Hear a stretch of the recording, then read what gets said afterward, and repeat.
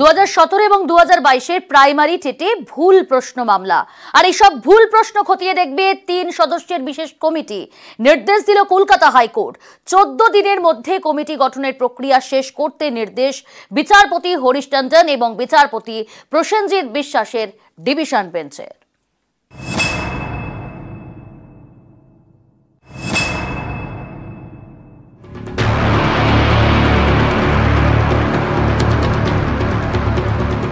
দু 2014 টেটে 6টি প্রশ্ন ভুল, এ নিয়ে জলগড়ায় কলকাতা হাইকোর্টে।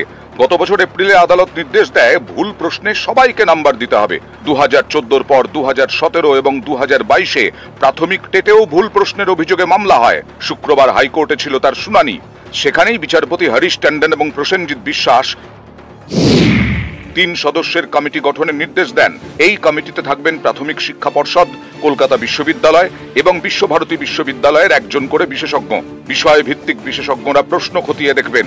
আদালতের নির্দেশ 14 দিনের মধ্যেই কমিটি গঠনের প্রক্রিয়া শেষ করতে হবে। মহামান্য ডিভিশন বেঞ্চ বলেছে না, এখানে অনেক স্টুডেন্ট, অনেক ক্যান্ডিডেটদের, বেকার ছেলে মেয়েদের ভবিষ্যৎ জড়িয়ে এটা একটা 3 মেম্বার কমিটি করে দেওয়া হয়েছে। 3 মেম্বার সদস্য সাবজেক্ট ওয়াইজ এক্সপার্ট অ্যাপয়েন্ট করে দেখবে যে এই 17 টেট আর 22 টেটের প্রশ্ন ভুল না সঠিক, আর সেই মর্মে রিপোর্ট হাইকোর্টে পেশ করবে। মামলাকারীদের অভিযোগ, 2017-এ প্রাথমিক টেটে 23টি প্রশ্ন ভুল ছিল, 2022-এ 24টি। এ নিয়ে কলকাতা হাইকোর্টে মামলা হয়। তখন বিচারপতি রাজাশেখর মান্থা নির্দেশ দেন বিশ্বভারতী বিশ্ববিদ্যালয়ে বিশেষ কমিটি গড়ে 17 টেটের প্রশ্ন খতিয়ে দেখবে। একইভাবে 2022-এর প্রশ্ন খতিয়ে দেখবে যাদবপুর বিশ্ববিদ্যালয়। এই নির্দেশকে চ্যালেঞ্জ করে ডিভিশন বেঞ্চে যায় প্রাথমিক শিক্ষা পর্ষদ। সেই মামলার শুনানিতেই এদিন ভুল প্রশ্ন খতিয়ে দেখতে 3 সদস্যের তদন্ত কমিটি গঠন করল হাইকোর্টের ডিভিশন বেঞ্চ।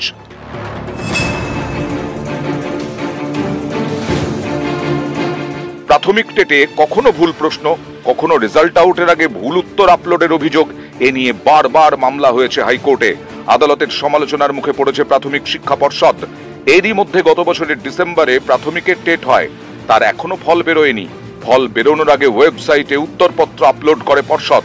সেখানে যাতে কোনো ভুল না থাকে এ নিয়ে তারা এবার সতর্ক। তাই এবার